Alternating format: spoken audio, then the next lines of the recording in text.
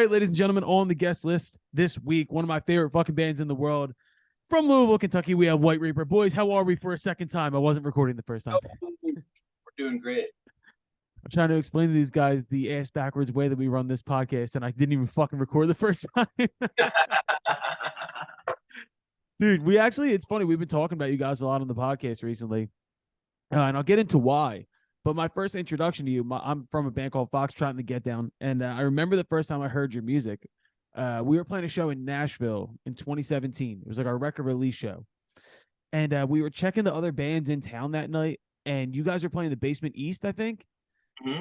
And I think it was Judy French was the first song I heard, and I was like, "Fuck, nobody's coming to our show, dude." I was like, "This shit is so good."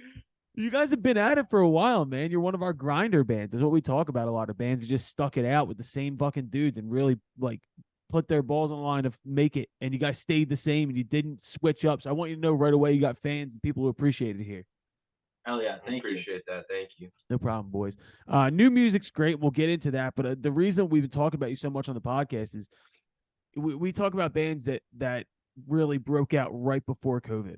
Like right before COVID. You guys had, You Might Be Right, and everything shuts down after that. And you guys are supposed to go on tour with Pearl Jam, and I remember being like, this weird fan side of me being like, God, I'm proud of these guys. They're really fucking cutting it.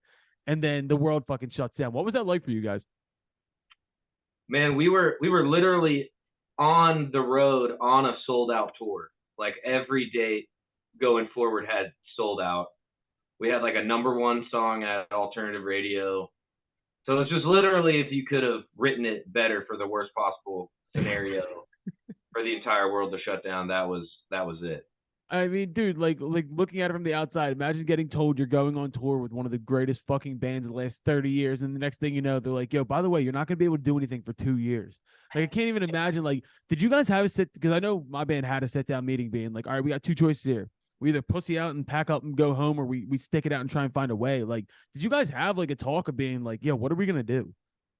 Well, we were in Albuquerque, New Mexico, and Brian and I always share hotel rooms. We were like getting up and showering and everything. We had the news on, and it was like the governor of New Mexico banned all events of like 100 people or more. We're like, so our show's canceled. And then yeah, we hopped on the phone with our manager. We're like, what do we do? She was like, I think we should probably go home. So, well, everybody at the time, that booking agents, promoters, management, we're all like, this isn't a thing. Yeah. This is gonna be fine. It's all hype. And then yeah, we literally woke up to the governor being like, everything's canceled, and we were like, we were playing a show in Washington D.C. and the news was on in like the green room, and it was like first known case of coronavirus breaks in Washington D.C. I was like, fuck, that sucks, dude. We played the show and drove home. We didn't play a show again for 2 years. Like, we all just like had to roll with this shit. But for like just the timing of like making your first big impression, and it's like the #1 alt song of the year, and you guys have busting your ass. By the way, the first 2 records were great too. And then what was the name of the record that broke you guys? Like, You Deserve Love, or love, yeah. Great fucking record. And then all of a sudden it's just out. And I like, it was one of those things we always talk about. Like, Kenny specifically on the podcast always says, like, you really only get like one chance as a band to make that first big impression. And then it's like, whoa, what the fuck? But the amazing part of this, you came out. I think we connected because I posted Pink Slip. It's such a good goddamn song. And you guys have a new record coming out. Like, did you guys do all this over COVID, or was this like a process? Like, once you guys got out of COVID, then you start playing live again, you cut these new songs? Well, you take that. It was a little bit of both. It was a little bit of both. We started writing over COVID. We got together in like these weird B&Bs because we don't all live in the same place. So we would meet like halfway. We met in like the middle of nowhere, Arkansas, at this super weird B&B the first time. Kind of started writing. So it was a little bit of both. Like, we did some of it over COVID, and then towards the end of, I guess, 2021, got back on the road a little bit and just sort of like slowly hammered it out as best we could. But yeah, I mean, it did take a long time because of the pandemic and everything. And yeah, I mean, it was a long road. Yeah, it was, dude. I mean, but this has all been kind of a long road for you guys, where, like I said, like, you came up and you didn't really compromise what you were doing. Like, did you guys all grow up in Louisville or like around the same area? 4 of us did, Or and then we met Hunter, who's like our like main lead guitarist. He's from Austin, Texas, or he's from Texas. oh, okay. Well, I mean, do you guys still live in Louisville? We do, yeah. We're I here now. love I love that, dude. Louisville was the site of my biggest realization as a musician. We were playing the Gathering at the with the Mercury Ballroom, Yeah. and we're backstage, and all six of us are from Philly, and I'm in a fucking Sixers jersey, drunk, like outside. Everybody's outside smoking, and there's this other band there, right? And they all have like matching. They all dyed their hair pink, and they all had like matching leather on. And we're outside, and I'm just like in my worst accent, just being like, "Yeah, where are you guys from?" And they're like L.A. And I was like, "Nah, but like, where are you from?" Because they were like the 12th band from L.A. that I had met that day, and they were like, oh, "We're from Norman, Oklahoma, but like, you know, we like live in L.A." And I always appreciate bands that actually stick it out and stay where they're from. Like, has it been tough for you guys, like especially being like that alt scene, to like keep your identity and not try and play that game of like, oh, we'll move to LA or Nashville or New York? Like, did you ever have that inclination, or did you guys always kind of be like, we're gonna stay where we are?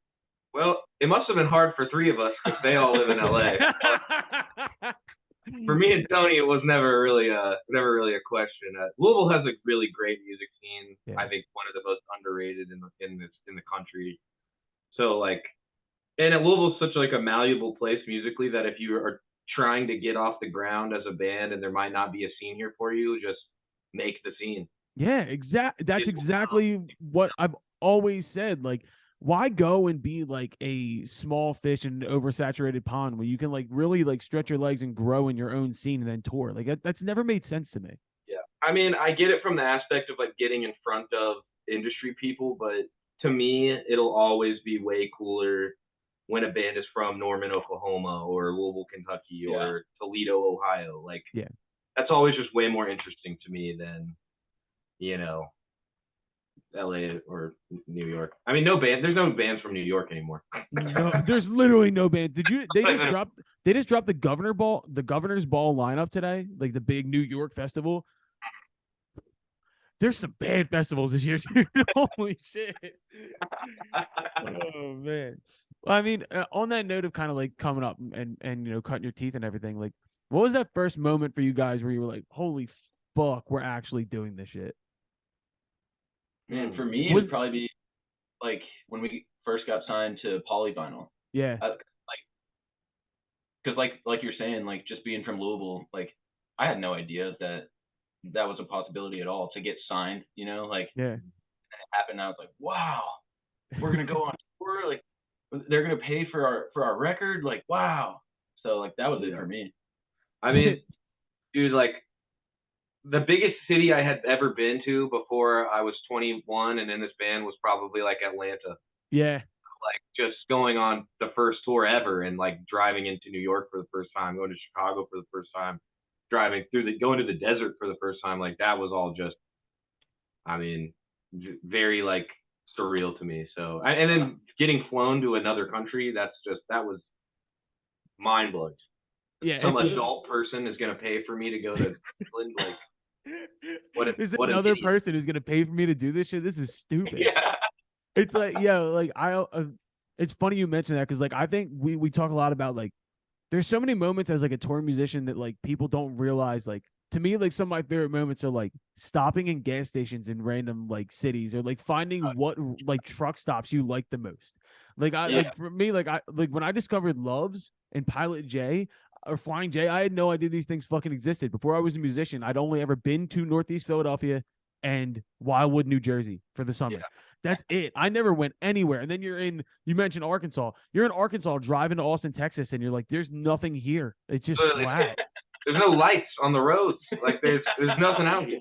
Yeah, you don't even realize how fucking crazy and big and varied America is until you drive through small towns. My wife thinks I'm a fucking weirdo because I have like rankings of what gas stations have the best taquitos. Like, it's the little things you miss, dude. It's so funny to hear someone from where you're from say never been to Loves or Flying J because the obvious thing for us to say was, never been to Sheets or Wawa. Yeah, dude. Yeah, and that's a big rivalry up here. It is. Sheets versus Wawa.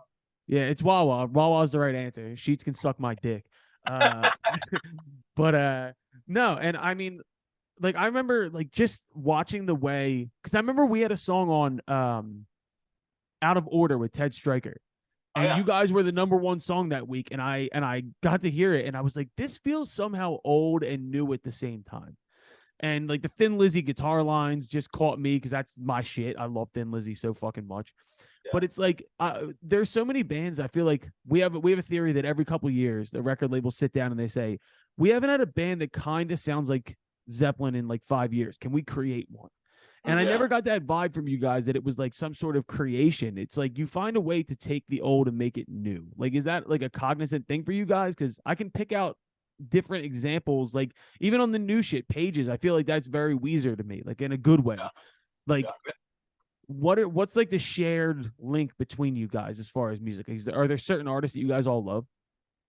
I mean, yeah, definitely. But I think it's kind of a lot like you. Like, we just love guitar music, really, and like we love to do those harmony lines any way we can. And I mean, that's just what we do. Like we wouldn't really want to do something else.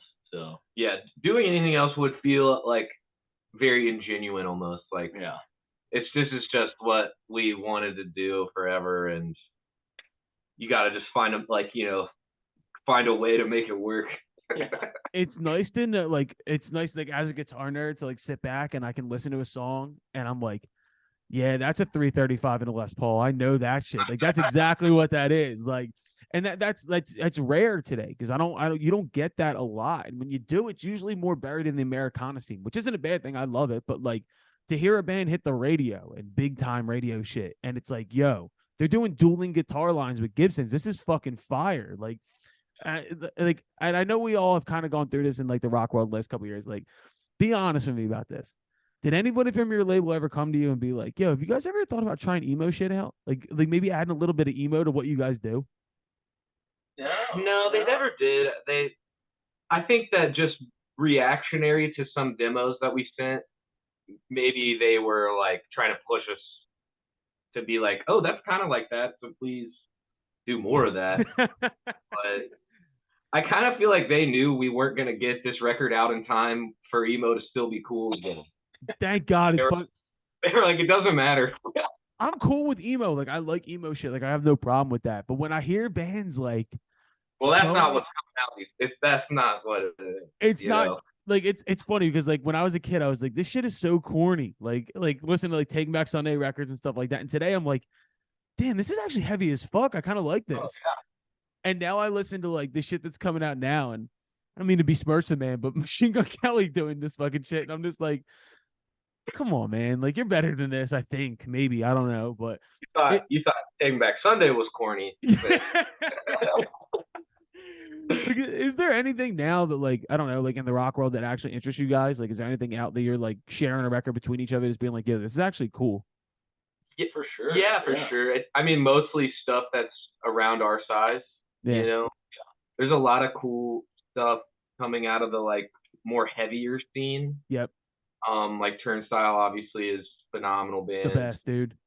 And they were, like some of them were in some of my favorite hardcore bands ever. And then a lot of the bands like this tour, I feel like is a really good example of just bands that we really like getting to go on tour with. So like Narrowhead, Military Gun. We're gonna play with this other band called Soul Blind. We haven't announced it yet, but fuck it. Fuck it. Yeah, why not do it here, dude? There are there's a band out of Canada called the Dirty Nil that I really like. We went on tour with them. I was gonna say because I feel like you guys run pretty hand in hand, and I remember like hearing Done with Drugs and being like, "Yo, this is what fucking modern rock should feel like," and I get that vibe from you guys too. And it's like there is shit like I think Turnstile is in a weird way a reaction like what they're doing to like the cornier side of things. Like, and you see even like, dude, they were to send a Taco Bell commercial. Like, people want it. People want the real shit. And I feel like you guys might be putting out a record at like the perfect time. Like, I kind of agree with you. Yeah, fingers crossed would be a good way to put it, dude. It's just like that's what I look for though, and that's like I don't know, like we hate a lot. I'm not gonna lie. Like we sit on this podcast for 2 hours a week and just be like, yo, does everything suck? It might suck. I don't know, but it's just fun to bring bands on here that like I'm like, yo, I think these guys get it. Like I think they actually are like one of the squad here. Like, and I think you guys definitely are. And I think watching bands like Pearl Jam pay attention. And like, first of all, how did that fucking come around? Did your booking agent just sit you up and be like, yo, by the way, you're going to Europe with Pearl Jam? Or did they contact you? Or was there any sort of communication? Yeah, we've known them for quite a while, and there was kind of like an outside band connection as well. Not to ruin the magic, but there's just kind of like we've just known them for a while. And he does his own festival, and we've played that 3 times. Oh, okay. I think that was kind of like playing the festival was kind of like the all right, we'll put you on one bigger stage next year, and then if you guys are good enough and you can play the big stage, then we'll talk about taking you guys out on tour. And we kind of passed every test, and then got to do that tour, which was insane. I mean, never experienced anything like that before, and never will probably again. It's funny to think about like Eddie Vedder, like is like a master splinter type, sitting back just being like, if you pass this test, you get to go to the next level. I think he really is. He's awesome. He's really cool. He's super cool. He's really. I mean, it's funny because like you think of Pearl Jam and they get lumped in with so many other like the grunge bands and shit like that. But dude, the longevity that like they've just continued, like even the self-titled record with the Avocado that came out, like. That fucking record rips. Like Life Wasted is legit garage bullshit, and I love it. Like, it's like it's fun to see them take other people under their wing because a lot of bands don't do that, right? Is there besides Pearl Jam, has there ever been like an idol that you guys have like stepped on stage with or like gone out, even festivals, just being like, yo, I can't believe I'm standing next to these people? Yeah, for sure. The Killers took us on tour a couple years back. And yeah, I remember I was just like buying apples at the grocery store, and our manager called and was like, would you want to go on tour with the Killers? And I was like, yes. And originally it was 2 shows.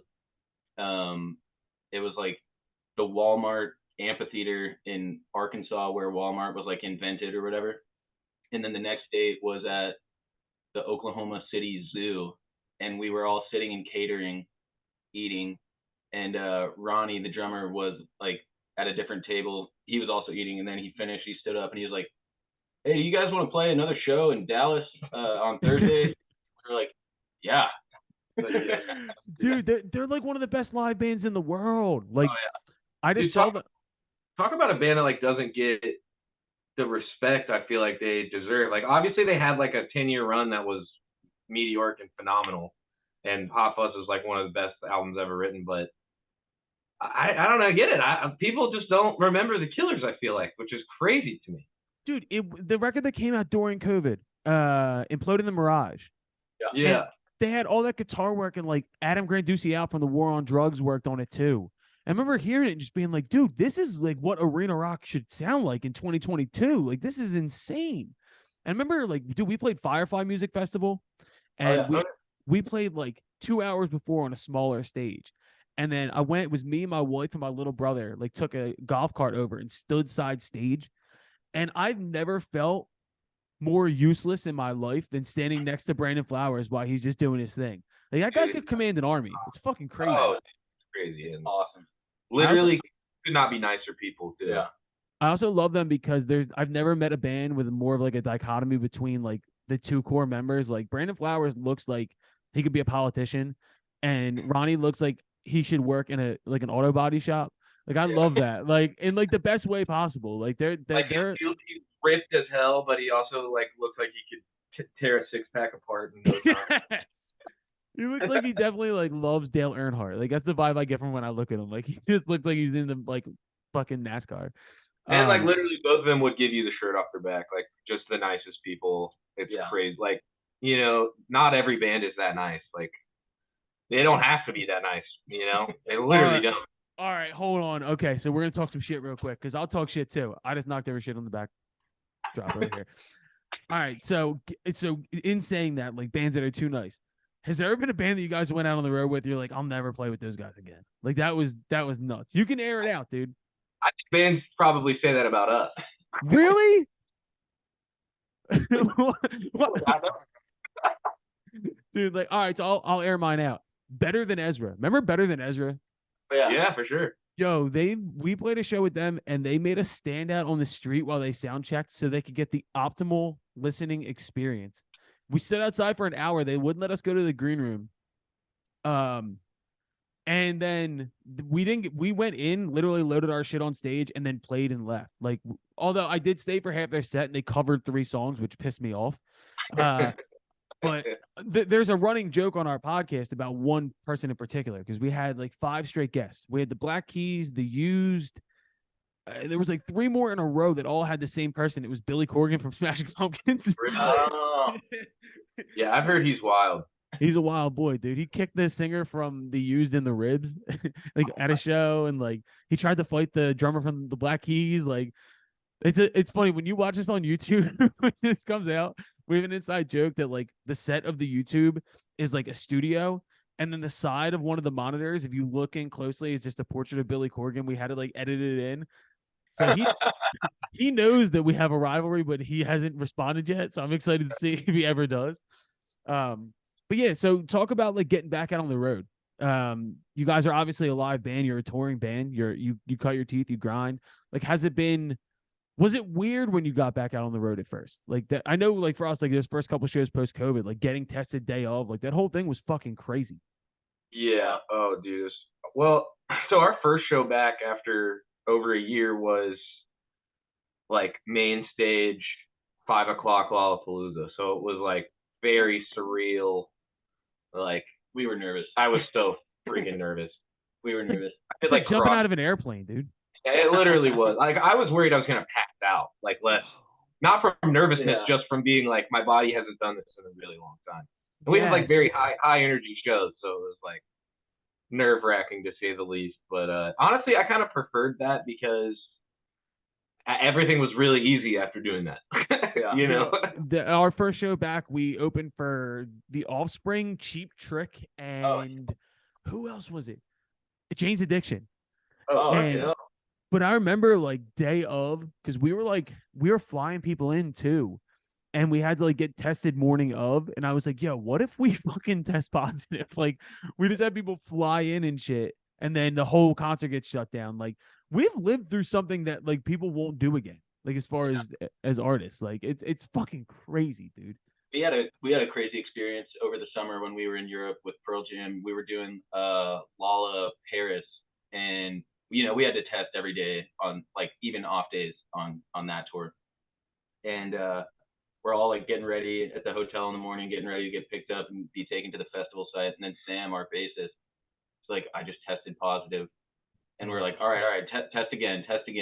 He's like, I feel fine. We're like, all right, just wait a little bit, test again, positive again. So we were like, oh God, what do we do? Like, do we still play? And we ended up having Hunter switch to bass.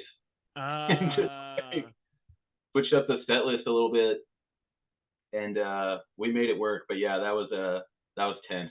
That was very crazy. And then a bunch of other of our members tested positive, and and then the last 2 Pearl Jam shows got mysteriously canceled. Oh my God, dude. And we had a nice little European vacation in Vienna and Prague. We were clean the whole time. Oh, so you guys were just chilling.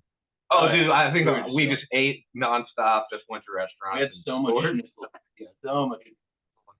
There's nothing like there's like right before a show switch up. Like, you know what I mean? Like, you get a fucking curveball thrown at you. Like, all right, you're playing bass now. It's like, God damn it. Some of those shows wound up being awesome though.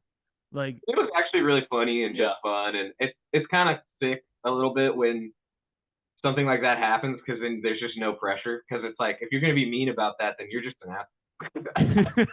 Yeah. All right. Hold on. Another tour question. What's the worst show you ever played?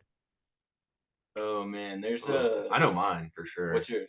That when we went on this really insanely long tour with this band called the Struts, who are really, really nice guys. Shouts out the Struts. Yeah, I really, really love them. And the first show of that tour was probably the worst show I've ever played. I just sounded like shit. I'm talking more like those early shows where like nobody's there. Yeah. Okay. So I got one for you. We're playing. Do you ever play the Nick in Birmingham? No. No. Good for you. It's like this famous venue that's like under an overpass next to a Chick-fil-A. But like it's famous because like Prince played there when he was first starting out, and like it's a hole. It's a hole in the wall. Yeah, and we were on tour, and there was like a local headliner, and we were like underneath them. We're like, cool, like we don't know anybody in Birmingham. We've never been here before. And there was another band from Nashville with us, and we show up, and the owner comes out, and he's like, "Yo, the local band just didn't show up. Do you guys still want to play?" And we're like, "Fuck it, we're here. Why not?" There was 3 people there. One of them was asleep. The other 2 were these like older ladies who then offered my drummer cocaine. Uh, that's what I'm talking about. Like, did you guys ever in those early days, like your early road days, ever hit anything where you're just like, damn, we played to the bartender? Yeah, but St. Louis for sure. That one sticks out. We literally played to the bartender. Like the guy that opened the show didn't even stay. Oh, like, that sucks. And he was like doing one of those things where he was like just himself playing to like a backing track. And even he was like, I'm out of here. And I'll never forget. It's like the promoter. I mean, hell of a promoter, I guess. But he had like another show going on, and it was like a show that was like, I wish we were playing that show instead of just over here. And he like left the other show, came, dropped off our guarantee, and then just like left. Jesus Christ. We were like, those are those moments where you test how like good of friends you are as a band. We're all looking at each other and like, God, this fucking sucks, dude. Well, honestly, that's when we do some of our best material of just like most recently, we have a hard time getting a crowd in Dallas for whatever reason. I don't know what it is, or we just always unlucky with whatever show it is. Shout out Dallas. Please buy tickets to the upcoming show. But last time we played there, it was kind of a light crowd. It was just kind of an interesting night. And we just did a bunch of funny shit. We just like played Judy French twice. Like had people like get up on the stage and sing songs. Like we were just like, who wants to sing the next one?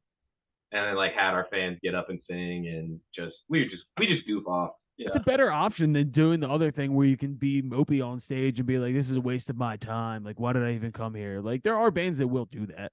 Oh, and we did Warehouse in Houston where I think we did 6 covers. Kind of like that. They did American Idiot in halftime. Super slowed down. There was like 4 people there. Yeah. Honestly, it's like we've gotten to the point where like, because those things happen and they'll happen to you and for a long time, even if you are a successful band. So like we just try to make the most fun out of it, and I'm there for me. I'm not there for anybody else. That's the right attitude, dude. That's the right attitude. The Dallas people listening to this are like, well, if he's there for him, fuck him. I'm not showing up. Fuck off. I don't care. It would be disingenuous of me not to say this, but you guys can say what you want about Dallas, and I don't care if I ever draw there again. Dallas Cowboys can suck my dick. Go Birds. That's what. So we didn't. I'm purposely trying not to bring up sports because we've had some bad times in Philly because of our sports affiliation. What's your sports affiliation? So my dad's a Jersey guy. I'm a Giants fan. It's me. Big game. Yeah, big game on Saturday. I will say this, dude, and this is an insult to all Cowboys or Giants fans. I never in my life, and I'm from Northeast Philadelphia, I'm a full-blown dickhead. Like, this is what I do. I never have had like this visceral hate towards the Giants for one specific reason, and it's like an animalistic reason. I've never looked at Eli Manning because that's my childhood quarterback that we faced, and I was never like, fuck that guy. I was like, this guy is so goofy looking. I don't give a shit. And we always kind of pummel the Giants, so I don't give a shit either way. But I'm knocking on wood right now because you guys honestly, like, it was a fun game last week. I mean, I don't know, man. We'll see. I'm scared, but also both teams hate Dallas more than they hate each other, so it's kind of like the enemy of my enemy. Exactly. Yeah. I mean, dude, there's a visceral hate in my blood for the Cowboys. The Giants, it's like, yeah, I hate New York with a fiery passion, but like. Well, unfortunately, our other guitarist, Hunter, who is, I mentioned, from Texas, he is a Dallas Cowboys fan. So if we ever cross paths, we need to all just fight. Like, I think that's just what it has to be. Like, it is what it is. Like, wait, what's the other team in the division? We got to find the Commanders, the Commies. Well, all right, never mind. That doesn't even matter. No, fuck that, dude. Like, it's like, yeah, you don't even have a name. You don't even have an owner right now. You guys are a goddamn joke. It's, We're not. I also like the fact that you guys will talk sports because like we bring some people on here and they're like very like I hate when you get a band that you'll be talking to and they get like overly artistic and like it's like yeah we do have other interests like there are Bro, other things like sports almost became like a necessity of my life just because of how much I hate the music shop talk. Like not in this setting. In this setting, it's great. yeah But like when you're like out at the bar and obviously people who don't know me or are just meeting me, they want to talk about music really bad, and that's yeah. probably on the lower end of the spectrum of things I want to talk about in like my off time. Why do you think I still live in Philadelphia? Why do you think I haven't moved to Nashville or LA? I don't want industry friends. I don't want people that like I spend a lot of time in Nashville and I have friends down there, but like I learned quickly that like I wasn't built for like all my relationships in life being based upon like oh sure. yeah, who you working with? Shut the fuck up, dude. Like what else do you have to talk about? Like are you a real human being or are you just here to like talk about like dude, sometimes we can just bullshit about sports. Like it's okay. Exactly. Great. I think that's another reason why like I love Louisville so much. Is just because I have so many friends that like we've grown up with, and it would be hard for me to leave that. And yeah, and it's also nice to like. I always tell this story, but like when we opened for Bon Jovi at a stadium, and I came home that night, and I've been with my wife since high school. Like we're both from Philadelphia. Like we're in bed that night. It's like 4 o'clock in the morning. My Nashville guys had been sleeping on the couch. Like just had the night of our lives, and like we're sitting around, and she's like, "Hey," and I'm expecting like that was amazing. I'm so proud of you. And she goes, "It is trash night. Are you gonna take the fucking trash out, or what's the deal?" And like that to me was like, "Yo, I need to be here. Like we need to be regular people. Like we can't just live in this like."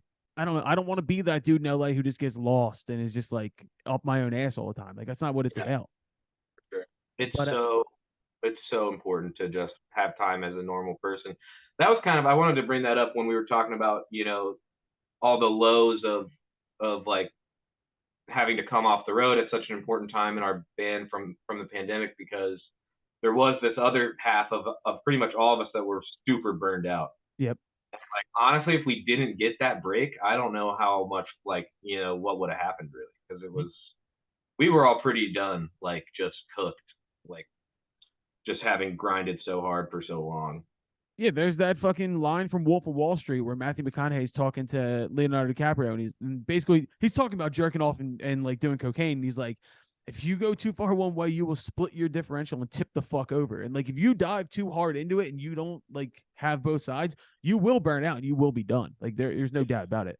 And then you hate it. Yep. I never want to hate it, it's my favorite thing. So you have to really find that balance. Yeah, I think you guys have, dude. Honestly, the new shit's amazing. When's the new record coming out? 27th. So 10 days. Yeah. What day is it? Yeah. God damn. Are you guys doing anything? Timing. Yeah, this is great timing, honestly. Especially we're fucking. It's this whole thing has been a goddamn adventure. We started the podcast because of COVID. We didn't have shit to do. We couldn't tour, and then somehow, White Sox Dave from Barstool Sports texted me one day and said, "I'm hammered, but I have a question. Will you teach me how to play the guitar?" And I was like, "Okay." And then it evolved into this shit, and now I'm talking to you guys. So fucking life has a funny way of working out, dude. Yeah. No, that's cool. That's super sick. Yeah, definitely want y'all to come out to the show.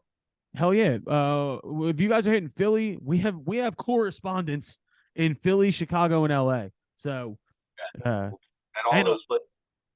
And Austin now. I fucking forgot. You know the band Congos by any chance? They have a song "Come With Me" now. It was real big like 10 years ago. I know that song from they're now our house band on the podcast. So every week when we do our segments, they're all plugged in their studio and they score the podcast. Oh, that's hilarious. That's super funny. It's fucking stupid, and I love it. That's so good.